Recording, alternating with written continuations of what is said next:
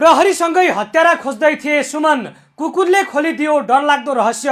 घटनास्थलबाटै प्रहरीले गर्यो कर्यापझ्याप।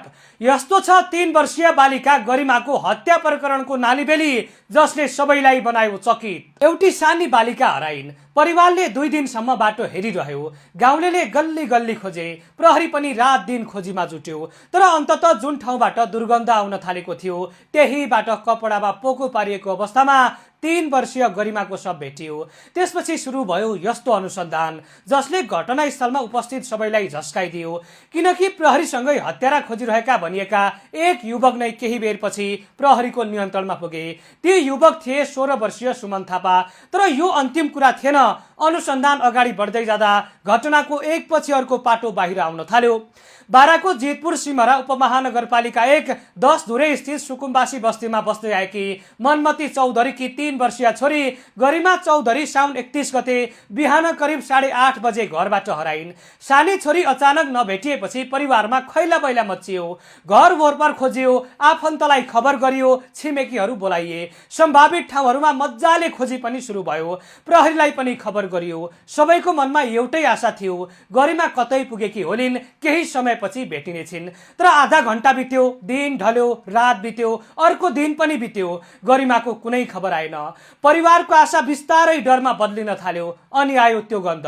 भदौ 2 गते मंगलबार साँझ गाउँको बीचमै रहेको एउटा खाली घरबाट अस्वाभाविक दुर्गन्ध आउन थालेको स्थानीयले महसुस गरे। स्थानीयले तत्काल प्रहरीलाई खबर गरे। प्रहरी त्यहाँ पुग्यो। सामान्य खोजीले मात्र पुग्ने अवस्था थिएन, त्यसैले तालिम प्राप्त कुकुरसहित प्रहरी टोली घटनास्थलमा पुग्यो। खोजी सुरु भयो। घरको खाली कोठातर्फ प्रहरीको ध्यान गयो र केही बेरमै त्यो दृश्य देखियो, जसले सिङ्गो सिमरालाई स्तब्ध बनायो। कपडामा पोको पारिएको अवस्थामा 3 वर्षीय गरिमा चौधरीको शव भेटियो। घरबाट करिब 200 मिटरको दूरीमा भेटिएको शवले परिवारको अन्तिम आशा पनि समाप्त गरिदियो। जसलाई परिवार 2 दिनदेखि जीवितै खोजिरहेको थियो, उनी अब कहिल्यै फर्किने थिएनन्। तर शव भेटिएपछि अर्को प्रश्न झनै ठुलो भएर उभियो, गरिमालाई आखिर कसले र किन मार्यो? शव भेटिएपछि घटनास्थलमा प्रहरी, स्थानीय र आफन्तको ठुलो भिड जम्मा भयो। सबैजना हत्यारा खोज्न चाहन्थे। त्यही भिडमा एक युवक पनि थिए। उनी प्रहरीसँगै घटनास्थल वरपर हिँडिरहेका थिए। हत्यारा जसरी पनि पत्ता लगाउनु पर्ने भन्दै उनी निकै सक्रिय देखिएका थिए। प्रहरीको अनुसन्धानले अचानक कुनैतर्फ संकेत गर्न थाल्यो। ती युवक थिए सुमन थापा। सुमन वीरगञ्ज पथलैया रोडमा चल्ने म्याजिक भ्यानका सहचालक थिए। मंगलबार साँझ तालिम प्राप्त कुकुरसहित अनुसन्धान गरिरहेको प्रहरी टोलीले संकेत पाएपछि सुमनलाई नियन्त्रणमा लियो। जसले प्रहरीसँगै हत्यारा खोजिरहेका थिए, उनै घटनास्थलबाट पक्राउ परे। सिमरामा फैलिएको सनसनीको सबैभन्दा ठुलो कारण यही बन्यो। प्रहरीका अनुसार तालिम प्राप्त कुकुरले दिएको संकेतपछि सुमनमाथि शंका बढेको थियो। त्यसपछि उनलाई पक्राउ गरी अनुसन्धान अघि बढाइयो। अनुसन्धानका क्रममा प्रहरीले सुमनको मृतक बालिका सँगको सम्पर्कबारे पनि जानकारी पाएको जनाएको छ। सुमनले काम गर्ने म्याजिक भ्यानका चालक थिए 24 वर्षीय प्रगेश चौधरी। गाडीको नम्बर थियो ना 1J7758। प्रहरीका अनुसार प्रगेशको घर मृतक बालिकाको घर नजिकै थियो र गरिमा उक्त घरमा आउने जाने गर्थिन्। यही कारण अनुसन्धानको घेरा प्रगेशसम्मै पनि पुग्यो। अन्ततः प्रहरीले प्रगेशलाई समेत नियन्त्रणमा लियो। प्रहरीले सार्वजनिक गरेको प्रारम्भिक विवरण अनुसार सुमनले घटनामा आफ्नो संलग्नता स्वीकार गरेको जनाएको छ। प्रहरीका अनुसार सुमनले साउन 31 गते बिहान बालिकालाई प्रगेश चौधरीको घरबाट घटनास्थलतर्फ लगेको बयान दिएका छन्। त्यसपछि बालिकामाथि यौन हिंसा भएको र उनी बेहोस भएपछि आफू त्यहाँबाट फर्किएको उनको भनाइरहेको प्रहरीले जनाएको छ। प्रहरी उच्च स्रोतका अनुसार उनले बालिका बेहोस भएपछि डोरी प्रयोग गरेको र त्यसपछि चालकको घरमा फर्किएको बताएका छन्। पछि दिउँसो पुनः घटनास्थलमा पुगेर बालिकाको शव कपडामा पोको पारेको र व्यवस्थापन गरेको बयान दिएको प्रहरीको भनाइ छ।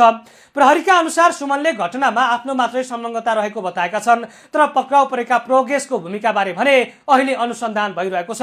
उनको संलग्नता के थियो? उनलाई घटनाबारे पहिल्यै थाहा थियो कि थिएन, वा उनको भूमिका अरू कुनै किसिमको थियो? यसको अन्तिम जवाब अनुसन्धानले नै दिनेछ। गरिमा को थिइन्? गरिमा केवल 3 वर्षकी थिइन्। भर्खरै उनको विद्यालय जाने उमेर सुरु भएको थियो। उनी जितपुर सिमरा 2 स्थित सरस्वती आधारभूत विद्यालयमा प्ले ग्रुपमा भर्ना भएकी थिइन्। विद्यालय जाने, साथीहरूसँग खेल्ने, परिवारसँग रमाउने उमेरमा उनको जीवन अचानक रोकियो। घरमा अहिले उनको आवाज छैन, उनले खेल्ने ठाउँ खाली छ, उनकी आमाको काख खाली भएको छ। छोरी हराएको 2 दिनसम्म आमाले छोरी फर्किने आशा गरिन्, तर भदौ 2 गते साँझ आएको खबरले उनको संसार नै भत्काइदियो।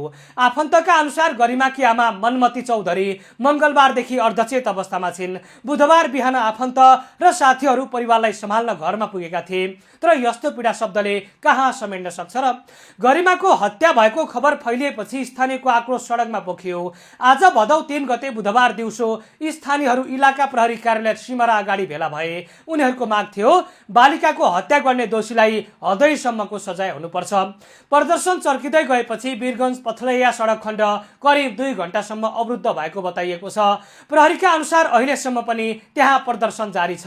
स्थानीयले घटना सामान्य रूपमा नलिन आग्रह गरेका छन्। उनीहरूको प्रश्न छ, 3 वर्षकी बालिका हराउँदा खोजी किन यति ढिलो भयो?